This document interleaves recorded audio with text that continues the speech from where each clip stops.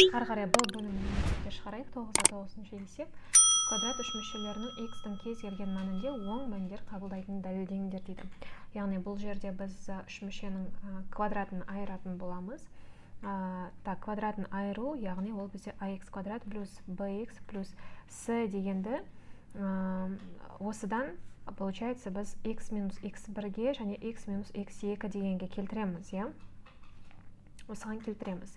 Ол үшін біз мына жерде a плюс b-ның квадраты деген формула бар ғой, естеріңізде болса a квадрат плюс 2ab плюс c квадрат деген, b квадрат деген формула бар ғой. Осы формула бойынша біз мынаны қазір ойша, яғни логикалық түрде дискриминант жасамай-ақ айыратын боламыз. Ол қалай? То есть бірінші бізде формула бойынша x квадрат, бізде мына уже и так келіп тұр, мына x квадрат плюс 4x дегені бұл бізде примерно келеді x плюс 2-ның квадратына келеді, иә? Яғни формула бойынша x квадрат плюс 4x плюс 4 болу керек, дұрыс па? Мына x квадрат плюс 4-ім келіп тұр, енді маған не керек? Плюс 4 керек. Яғни мен оған плюс 4 деймде, менде мына жерде 17 қалып тұр ғой, маған не жетпейді? 13 жетпейді, чтобы 17 шығу үшін. Мінекей, мынаны как бы бөлек шығарып алам қазір. То есть мынау менде уже формула, бұл менде x квадрат плюс, x квадрат деп, x плюс 2-ның квадраты плюс 13 деген бұл уже формула. Яғни біз бұны екі мүшенің квадратына айырып алдық.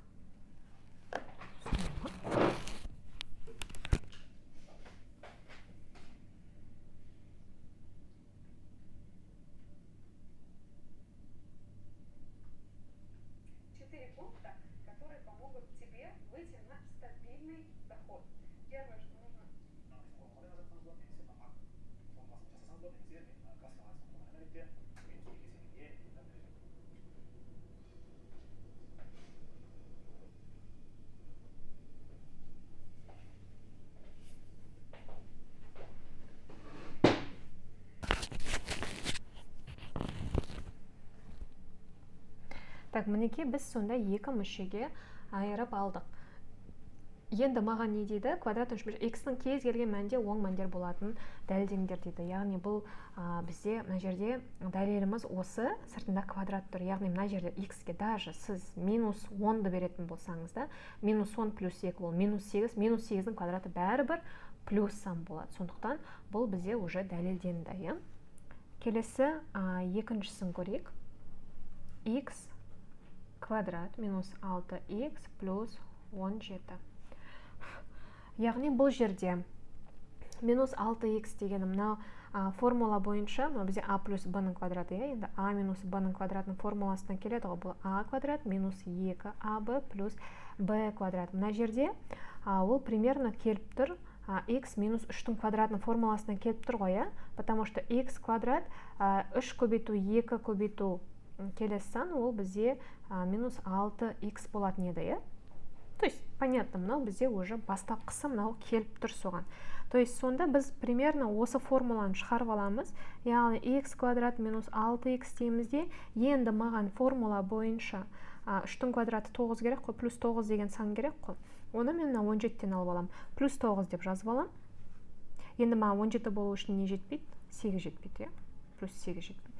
Сонда мынау менде тұрған формула, бұл менде x минус 3-дің квадратының формуласы плюс 8. То есть доказательство, тағы да дәлелдеу x-тің минус санында бәрібір оң сан шығатыны, ол тағы да қайтадан квадратпен тұр. Яғни квадрат болғаннан кейін, ол бәрібір оң санды қабылдай береді.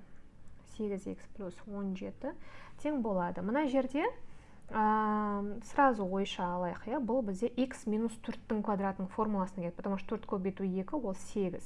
Сонда x квадрат минус 8x темде, енді формула бойынша мына жерде менде не болу керек? x минус 4-ке тең болатын болса, 4-тің квадраты неше? Плюс 16 болу керек, менде мында 16 болу керек. А менде мында 17 тұр, значит, мынадан 16-ны алып тастадым, енді маған не жетпейді? Плюс 1 жетпейді. Сонда менде 17 шықты. Сонда мынаны мен бөлек алып алсам, бұл менде x минус 4-тің квадраты деп алсам, плюс 1 деп екі мүшеге жүктеп аламыз. Және соңғысы, төртіншісі, x квадрат минус 5x плюс 17 тең болады. Так, бұл жерде 5x дегенім x минус 5x, x квадрат минус 5x. Так, 2-ні 5-ті 2-ке бөлем, чтобы мына санды тауып алу үшін 5-ті 2-ке бөлем, сонда 2,5. Значит, менде мына жерде шығу керек 2,5-тің квадраты. Ол менде 6-да 25 деген сан тұру керек мына жерде. Енді, чтобы мына 17-ні толықтыру үшін, одан 17-ні алып тастасам. Так, значит, менде мында 10,75 деген сан тұру керек. Сонда мен мынаны формула қылып алып алам. X минус 2,5-тің квадраты деп алам оны. И плюс менде 10,75 деп жазам. Түсінікті болып жатыр деп ойлаймын, достар. Кішкене қиындау болуы мүмкін, бірақ қайта-қайта практика жасап шығара берсеңіздер оңай болады. Келесі 9-да 10-шы есепті шығарайық. Бұл жерде де квадрат үш мүшелерінің x-тің кез келген мәнінде теріс мәндер қабылдайтын дәлелдеңдер дейді. Ол үшін бізде x квадратымыз минуспен берілген. Бірінші біз минусты x-тің сыртына шығарып жібереміз. Минус 6x плюс 17 деп, бізде минусты жақшаның сыртына шығарған кезде таңбалар ауысып кетеді. Тең болады дейік. Енді осыны біз жаңағыдай a плюс b-ның квадратының формуласына келтіреміз. Формула бойынша a квадрат плюс 2ab плюс b квадрат формуласы және a минус b-ның квадратының формуласын жазып қояйық тоже. Минус 2ab плюс b квадрат формуласы. Яғни, бұл формулаға келтіру үшін, достар, бұлай жасаймыз. Минусты жақшаның сыртына шығарып, пока жақшаның ішінде жасай берейік. X квадратымыз біздің итакта тұр. X квадрат жаз қойым. Плюс 6x дегенім, ол менде не деген сөз? 2x деген сөз қой. Яғни, мына 6x дейміз, мына қараңыз. Плюс мына 6-ны 2-ге бөлемін. 2-ге бөлем, сонда 2 көбейту 3x деген сөз қой, дұрыс па? Мына 2 деген мынау. Чтобы мына екінші сан тауып алу үшін, бұл бізде 3 деген сан екен сонда. Яғни, мына жерде 9 деген сан тұру керек, мына жерде 3-тің квадраты болу керек қой, формула бойынша. Түсінікті ғой, 2 көбейту 3x деген ол менде 6x-ті береді. И плюс 3-тің квадраты болу керек мына жерде, яғни 9 шығу керек. Все, понятно, да? Сонда x квадрат плюс 6x-ті жазып аламын. И мен түсіндім, мына жерде менде енді мына формула келтіру үшін менде 9 болу керек екен, оказывается. Значит, жазам плюс 9 деп. Енді мынаны формула келтіріп алдық. Мынау менде формула қазір плюс 17 деп тұр менде берілгенде. Енді мен плюс 9 деп жазып қойдым. Енді 17 болу үшін не жетпейді маған? Маған 8 жетпейді. Сонда бізде былай қарағанда ештеңе өзгерген жоқ. То есть плюс 17 болды, 9-ға 8 қоссам 17 шығады. Но мен мына жердің қазір формулаға келтіріп алайын деп отырмын. Сонда менде жақшаның ішінде мынау менде x плюс 3-тің формуласы, x плюс 3-тің квадраты плюс 8. Жақшаны ашып беретін болсақ, минус x плюс 3-тің квадраты минус 8 болады. Енді сұрақ. Жаңағы квадрат үш мүшелерін x-тің кез келген мәнінде теріс мәндер қабылдайтын дәлелдеңдер деп тұр ғой. Оның дәлелі оп-оңай. Мына қараң жақшаның сыртында минус тұр. Мына жерде даже если сіз любой санды беріңіз, даже минус 2-ні берейік. Минус 2-нің квадраты плюс 4. Бірақ ол жақшаны ашып жіберсек, менде бәрібір минус 4 болып шығады. Яғни в любом случае қандай сан қойсақ та, мына жерге алдында минус тұрғаннан кейін, ол бізде теріс сан боладынын дәлелденеді екен. Келесі осылай екіншісін шығарайық. Минус x квадрат плюс x минус 7. Тең болады декте, минусты сыртына шығарып жіберетін болсақ, x квадрат минус x плюс 7. То есть таңба өзгереді минус сыртына шыққанда. Так, мына жерде де дәл солай минус дейміз. X квадрат минус x. Енді мына жерде қараймыз, достар, сіздер. Мен жаңа айттым, мына жерде 2-ге көбейтілетін сан тұру керек. Яғни, мына үшінші санды табу үшін, мына жердегі мынаны табу үшін, мына жердегі санды, x-тің алдында санды 2-ке бөліп жіберем. Мұнда енді сіз айтуыңыз мүмкін, итакта 1x тұр ғой, оны қалай бөлеміз деп. Значит, 1x-ті 2-ге бөлсек, 1-ді 2-ге бөлсек неше болады? 0,5 болады. Яғни 2 көбейту 0,5 деген сөз мына жерде тұрған. Түсініп тұрсыз ғой, Значит, үшінші сан мына жерде 0,5 тұру керек деген сөз. Мына x квадрат минус x плюс 0,5 деген тұру керек. 0,5-ның квадраты тұру керек. Понятно, да? Плюс, сонда мен 0,5-тің квадратын таба салам.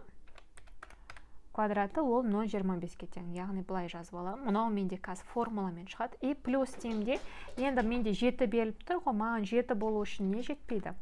6,75 жетпейді, плюс 6,75 деп жазам. Сонда мынау менде формулаға келеді. X минус 0,5-тің квадратының формуласы и плюс 6,75 деп жазамыз. Шақшаны ашып жіберуге болады, сонда минус x минус 0,5-тің квадраты минус 6,75. Бұл енді минус болатын дәлелі.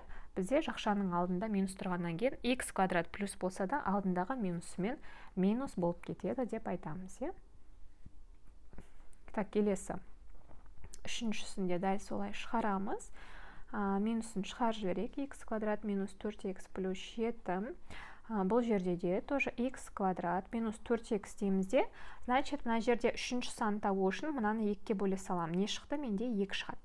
Яғни мына жерде менде 4 деген сан тұру керек. 2-нің квадраты 4 деген сан тұру керек. Мынау x минус 2-нің квадратының формуласы.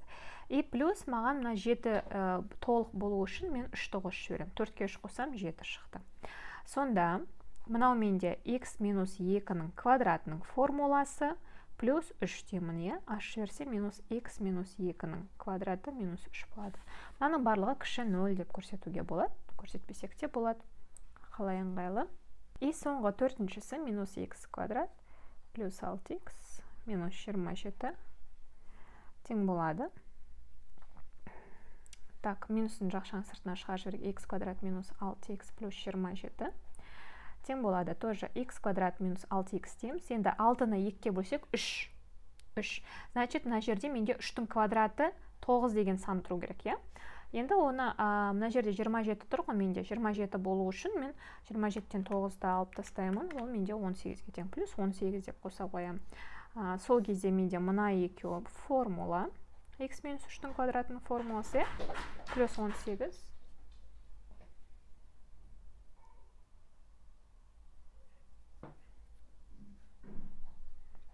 Тең болады дейміз. Минус x минус 3-тің квадраты минус 18. Бұл бізде кіші 0-ден болады екен. Так, бұл 9-да 10. Давайте ара жағынан мыналар ұқсас. Давайте 9-да 14-ті көрейік.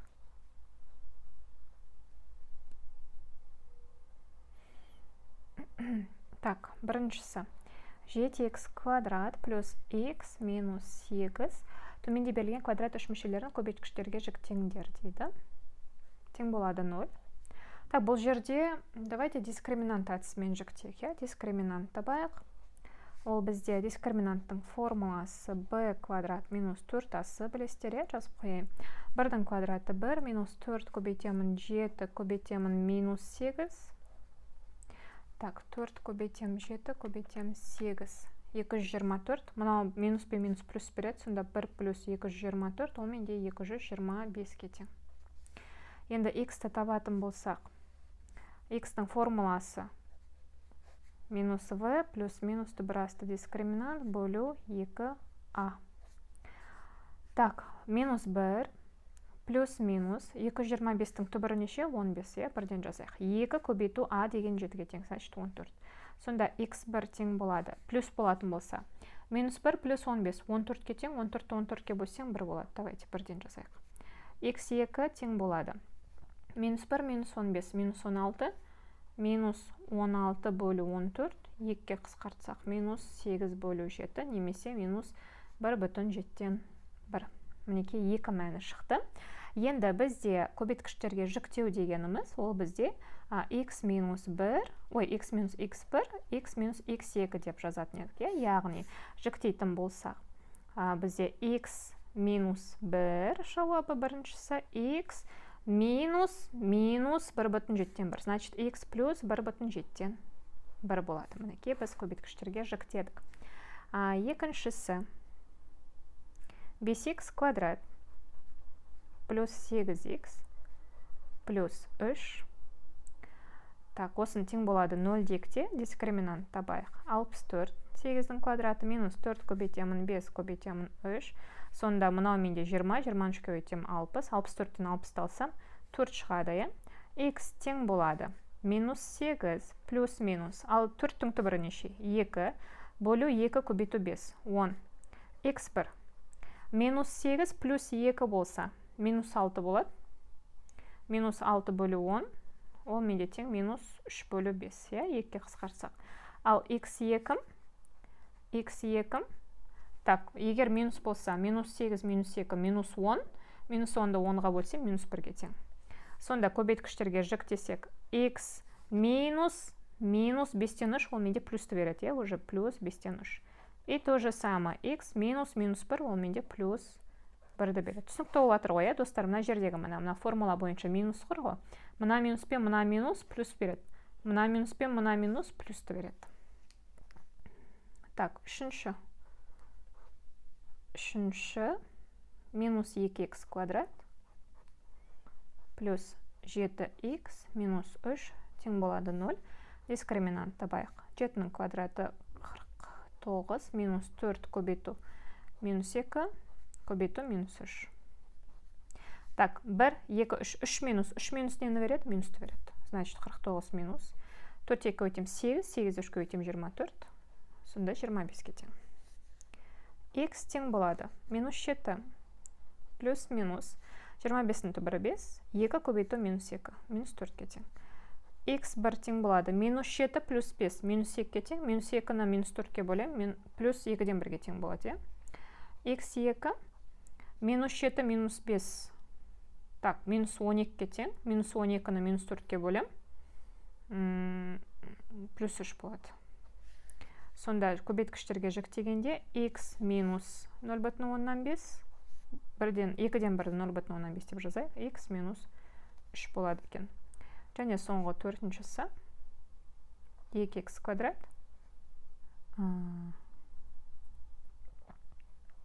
минус 2x плюс 0,25 тең болады 0-ге. Дискриминант тең. Минус 2-нің квадрат 4, минус 4 көбейту 2 көбейту 0,25 тең болады. 2 көбейту 0,25 көбейтем. Так, көбейтем 4-ке. 2-ке тең. 4 минус 2, 2 болады. Сонда x тең болады. Плюс 2, плюс минус 2-нің түбірі 2. Бөлу 2-ні 2-ге өтем 4. Так, x1 сонда тең болады менде. 2 минус түбірі 2 бөлу 4. Плюс 2 дейік. x2 тең. 2 минус түбірі 2 бөлу 4. Сонда x минус 2 плюс түбірі 2 бөлу 4. X минус 2 минус түбірі 2 бөлу 4. Мінекей осылай шықты есебіміз.